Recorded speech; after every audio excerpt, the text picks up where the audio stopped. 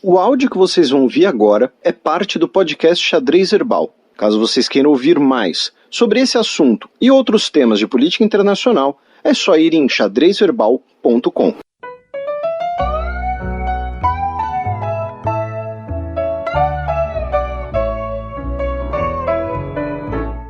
Check.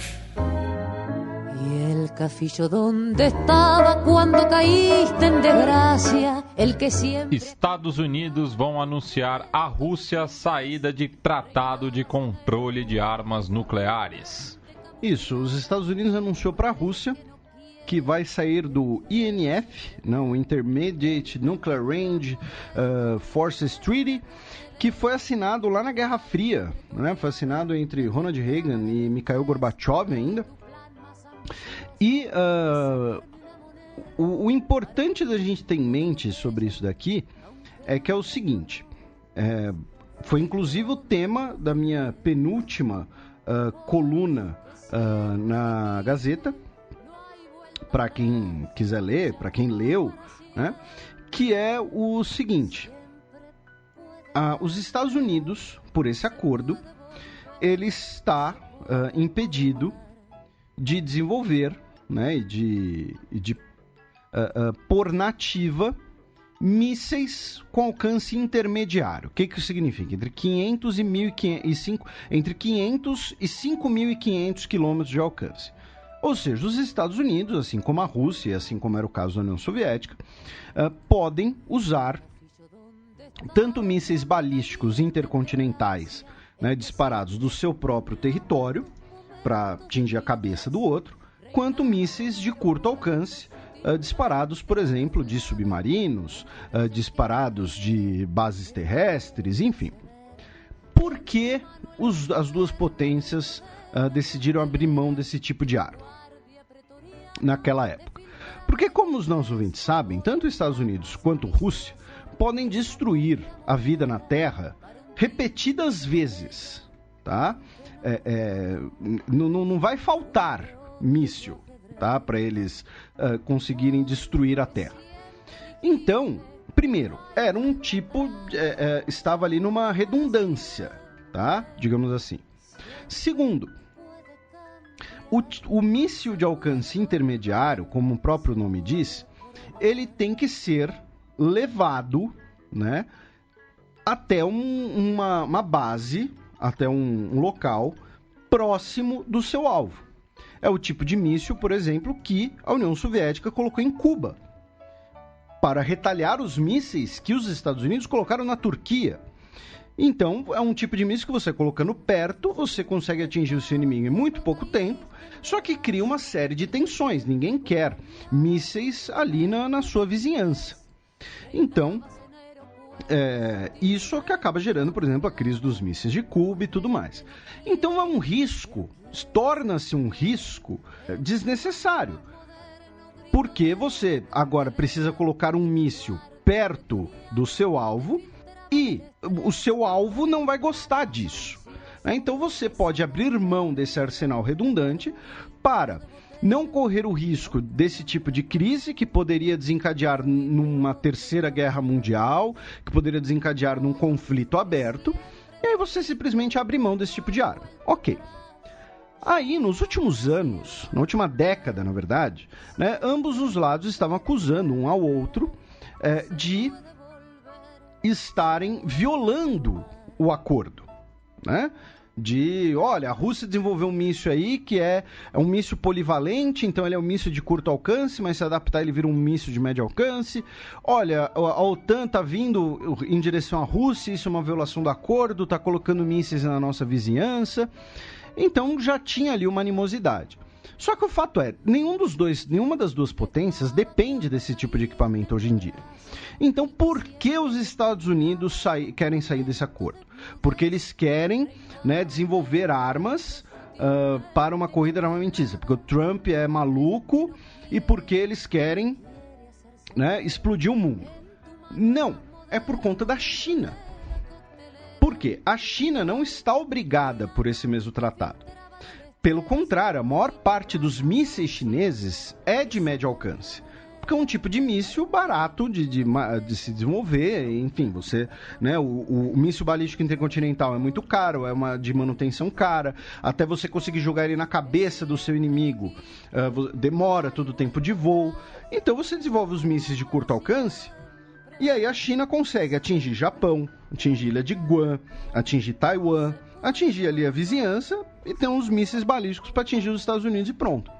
E os Estados Unidos não conseguem retaliar isso, porque os Estados Unidos está preso por esse acordo. Os Estados Unidos não conseguem pôr um míssil na ilha de Guam, por exemplo. Por isso que os Estados Unidos ainda usam muito as armas nucleares por meios convencionais no Extremo Oriente, né? Transportadas por aviões. Por isso que, né, muito provavelmente nós temos bombas nucleares dos Estados Unidos na Coreia, que é aquele tipo que vai ser jogada por um avião na cabeça de alguém. Você não vai ter um míssil de médio alcance. Então, os Estados Unidos avisa a Rússia que vai sair desse acordo, mas não tem nada a ver com a Rússia. A questão é com a China. É conseguir retaliar essa projeção, esse armamento, esse poderio chinês. E aí vai ter, inclusive, dois efeitos. Como é que se diz? Efeito colateral. O efeito dominó. Dois efeitos, um efeito dominó, dois efeitos colaterais. De, por exemplo, se os Estados Unidos, né, colocarem mísseis contra a China na ilha de Guam, vai ser complicado, porque, né, pode dar uma guerra. Por outro lado, pode beneficiar o processo de paz na Península Coreana, já que aí os Estados Unidos não vai depender tanto assim de armas nucleares na Coreia. E também vai ter a outra questão, que é os Estados Unidos dá uma... né, o governo Trump, melhor dizendo, dá um chega para lá na Rússia nas vésperas das eleições legislativas, né, diminuindo aquela ideia de que, não, o Trump foi eleito graças à intervenção do Putin, o Trump e o Putin são amigos, o Trump é um fantoche do Putin, qualquer ideia maluca dessas. Então, acaba sendo uma cartada muito forte do governo Trump de pressionar a China por um lado e de ainda ganhar benefícios de outro lado. Não tem, então assim, os Estados Unidos anunciou que vai sair desse acordo. O Joe Bolton foi até a Rússia para falar sobre isso com o governo russo. O Putin disse que países que abrigarem mísseis dos Estados Unidos, ou seja, os mísseis, né, de médio alcance, serão considerados inimigos da Rússia, né? Ou seja, ele fez uma ameaça ali, né? Ele disse, se essas armas forem colocadas na Europa, naturalmente responderemos da mesma moeda. Porque, repito, aquele míssil é o míssil que ficava na Alemanha durante a Guerra Fria, né? Na Alemanha você andava 10 metros e tropicava num míssil nuclear, né? Ou soviético ou dos Estados Unidos, porque é o míssil que você tem que, repito, botar próximo do seu inimigo. Hoje na Alemanha você tem ali a política de partilha nuclear, em que ogivas e bombas estão na Alemanha e podem ser usadas por forças dos Estados Unidos, mas não tem mísseis de médio alcance, apenas mísseis de curto alcance. Então a Rússia, obviamente, né, fez uma ameaça, disse que não vai levar isso, né, de forma tão barata e tudo mais, mas o assunto não é a Rússia, o foco é a China. E aí alguém pode responder, né, dizendo que, mas não é mais fácil então, não seria mais proveitoso, né, nem mais fácil, né, não seria mais proveitoso colocar a Rússia, a China nesse acordo também? Aí é muito difícil, porque a China, ela dificilmente abriria a mão dos seus mísseis de médio alcance, porque é o seu principal tipo, é o seu principal vetor, é o seu principal tipo de míssil. E segundo, a China dificilmente vai se submeter a inspeções bilaterais ou multilaterais, né? Dificilmente vai se submeter a poderem verificar que ela está cumprindo esse acordo. Então, no fim das contas, né, isso seria muito mais difícil. É mais fácil os Estados Unidos romper o acordo, tentar apaziguar os ânimos com os russos e focar contra os chineses. Além disso, essa semana nós tivemos, né, o início de um grande exercício militar da OTAN, com 50 militares, né, na região do Ártico, né, ali na região de mais ou menos Noruega, Suécia e Finlândia, tá? A região ali nórdica da Europa, né? Onde vai ocorrer esse exercício militar, principalmente na Noruega, né? A ideia é ali, né, aumentar a correspondência, né, entre as forças da OTAN, aumentar a integração entre as forças, melhorar o nível de treinamento, de contra-ataque das forças da OTAN, supostamente o exercício sem nenhum inimigo em vista, porém o fato dele ser ali na região norte da Europa, né, deixa muito claro qual é o possível antagonista, já que ali desde a Guerra Fria uma fronteira, né, muito complicada entre Ocidente e União Soviética / russos. E também a ideia de ser nessa região é por conta da condição climática, já que o clima ali nessa época estará bastante adverso, bastante complicado, né? Estamos falando em 26 de outubro na Noruega. Não deve estar, assim... Você não está andando de bermuda e chinelo na rua, eu acho, né? Claro, deve ter algum maluco de bermuda e chinelo na rua na Noruega, porque sempre tem um. Pulando de um fiord. Na água, assim, né? Então, nós temos aqui esse exercício militar, que obviamente gerou protesto de um lado e de outro, assim como o Vostok gerou alerta, né? Mas, nesse caso aqui, ele acaba sendo até um pouco menor, né? Digamos assim. Né? Então, em relação, né, às relações entre as potências, especialmente Estados Unidos e Rússia, né, essa acaba sendo a principal pauta da semana. Agora a gente vai falar um pouco dos Estados Unidos, tá, meu caro Matias? Agora a gente vai para dentro dos Estados Unidos, ou ali para a região, onde, né, a caravana de imigrantes vindo da América Central está dentro do México nesse momento. Ela hoje conta com cerca de 7 mil pessoas e ela foi tema de um debate recentemente na Comissão de Relações Exteriores do Senado dos Estados Unidos, porque boa parte dos componentes dessa caravana, inclusive a organização, é hondurenha. Né? E recentemente... Partiu de São Pedro Sula, se eu não me engano. E como a gente mencionou recentemente, Honduras passou por eleições que foram acusadas de serem fraudulentas, né? E que o Departamento de Estado dos Estados Unidos relatou à presidência que as eleições muito provavelmente tiveram fraudes e a presidência não fez porra nenhuma. E aí começaram a ter um debate partidário falando, olha, os republicanos estão reclamando dessa caravana, mas essa caravana é consequência, em parte, da deterioração de vida em Honduras por conta de um governo que foi eleito pela via fraudulenta, que quando o Departamento de Estado avisou, o governo não fez nada. Lembrando que a crise política hondurenha vem desde lá do golpe ao Zelaya. 2005, né? 2009, se eu não me engano. Nossa. Né? Faz tempo já, mas não quanto tempo que eu achava, mas... Então, assim, hoje ela também tem integrantes nessa caravana de El Salvador... Isso, ele foi eleito em 2006 e o golpe foi em junho de 2009. De El Salvador, Guatemala, nicaragüenses... Né? E salvadorenhos e ela pretende, né? Ela está aumentando de tamanho.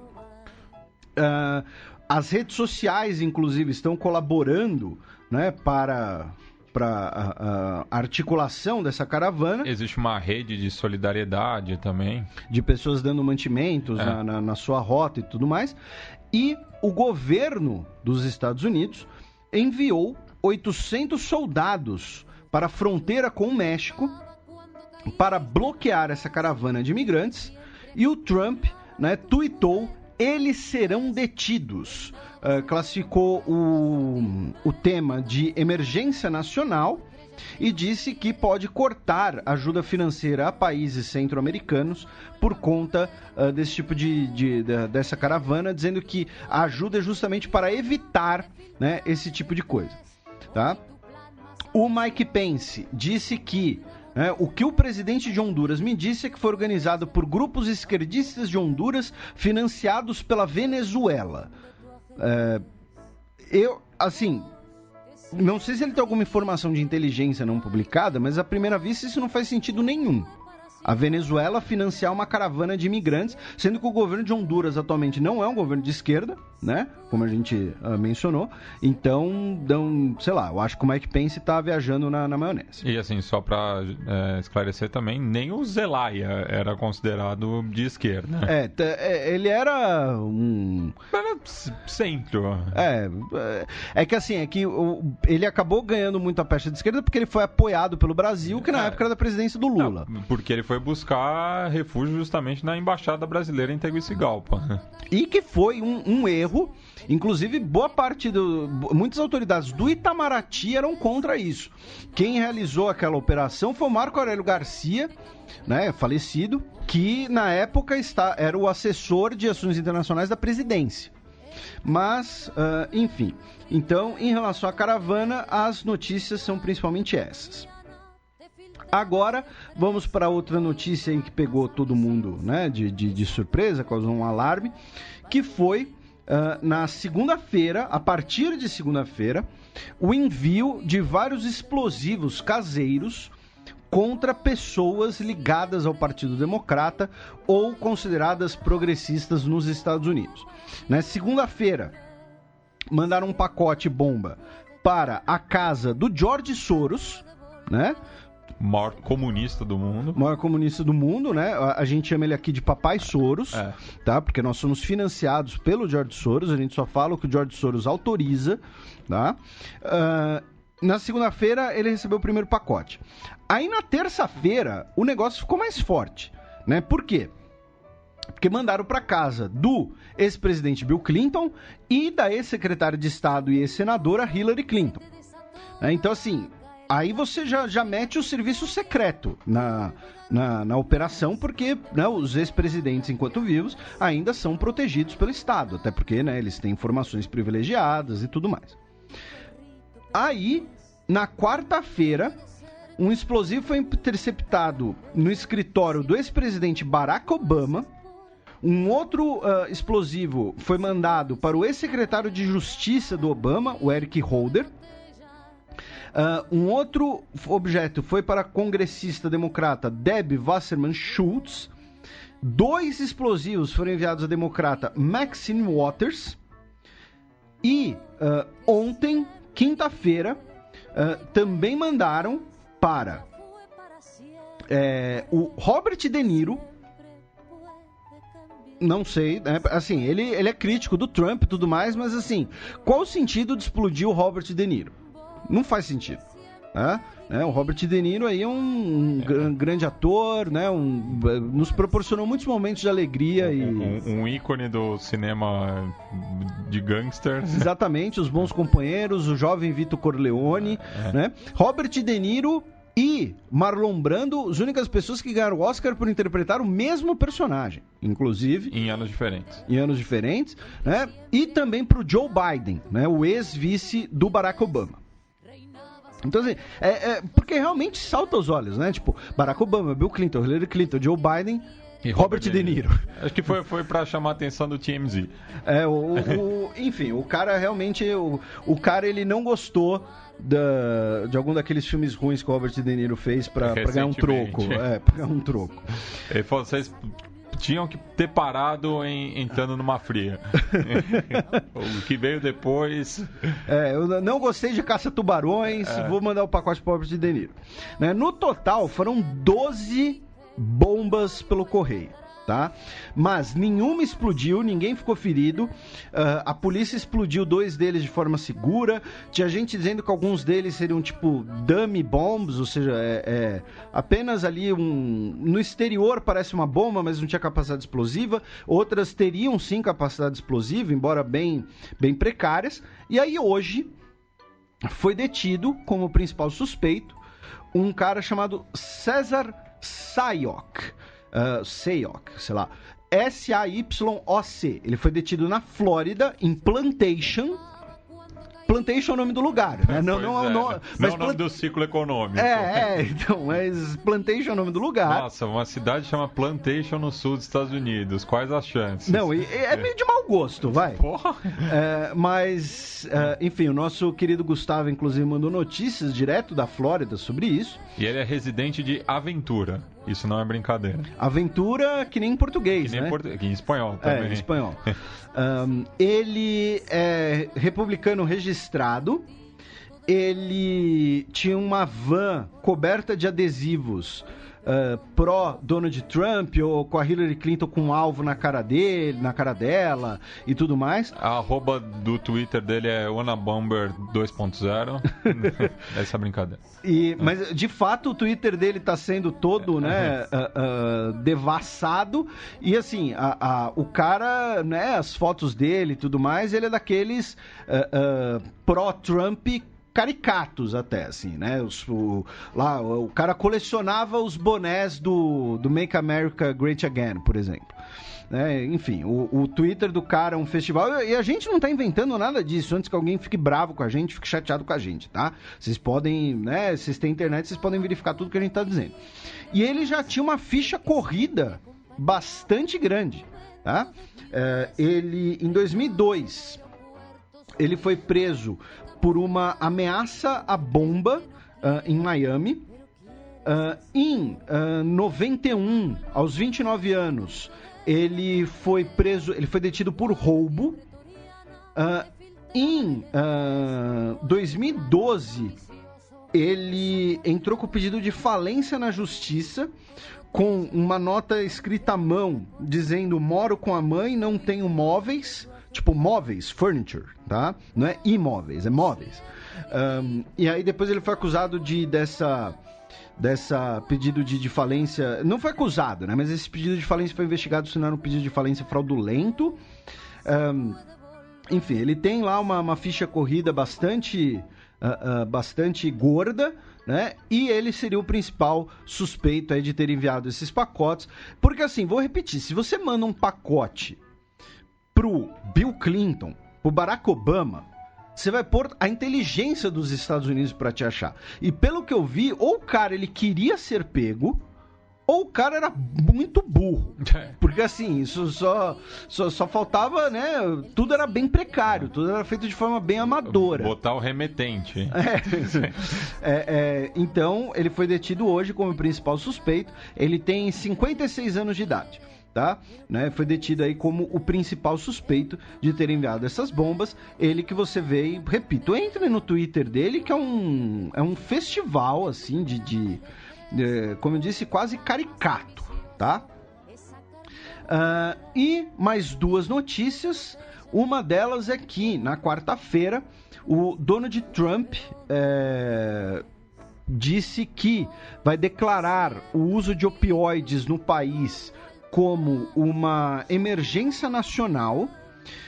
No último ano, cerca de 48 mil pessoas morreram devido ao excesso de consumo de opioides, e ele promoveu uma nova legislação que vai oferecer opções de tratamento e, ao mesmo tempo, aumentar a vigilância eletrônica nos Correios dos Estados Unidos para detectar drogas sintéticas distribuídas pelo correio, porque, né, disfarçado como remédio, não sei, né? Um deles é o fentanil, que a reportagem menciona.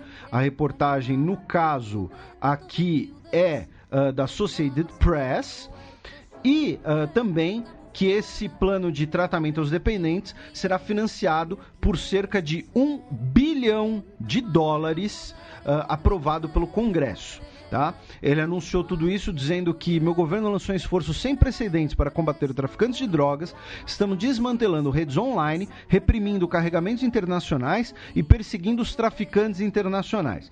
Só que olha só que curioso, e ele disse que, né, apesar da pressão por, enfim, buscar inclusive o uso da pena de morte contra os traficantes internacionais, ele disse que o governo vai priorizar a questão do tratamento.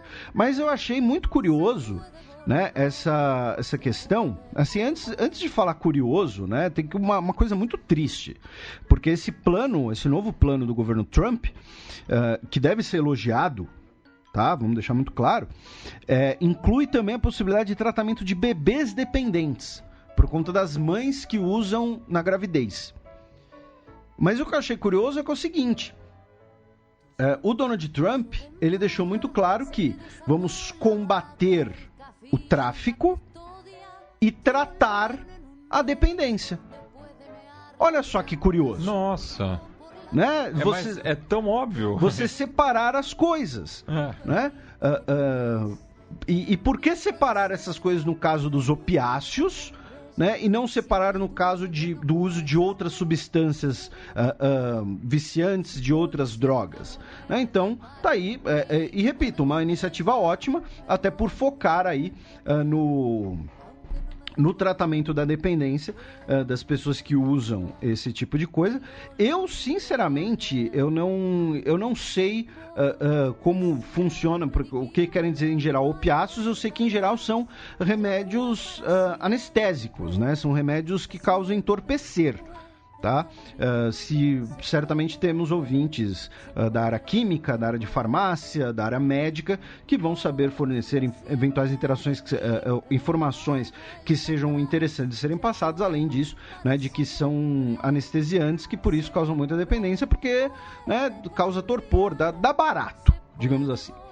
E finalmente, em Ohio, um nativo foi detido no aeroporto de Columbus. Um ohaiense... Nossa, eu não sei qual que é o gentílico de Ohio. Eu não faço a mínima ideia também. Porque Orion parece tipo um irlandês, né?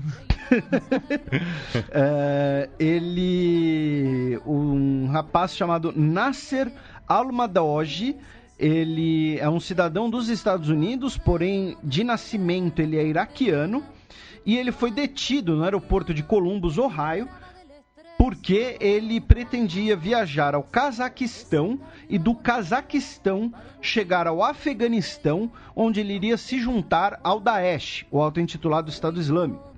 O promotor-geral de Segurança Nacional, o John C. Demers, tá, fez esse anúncio, né? Essa é uma nota à imprensa no site do Departamento de Justiça dos Estados Unidos, para quem quiser ver, é uma nota bastante extensa, enfim, revela toda a investigação, e foi o terceiro indivíduo preso pelas autoridades federais nos Estados Unidos por suspeita de se juntar a grupos terroristas em pouco mais de uma semana. 2 deles em Ohio e um em Illinois. Tá? Pelo jeito, Ohio é tão chato que assim, o cara olha e fala, meu Deus, vou virar um terrorista, né? Mas, brincadeiras à parte, né? E então foi detido, foi preso, né, para possivelmente ele desejava se juntar aí ao Daesh, iria viajar ao Cazaquistão. Então tá aí a notícia.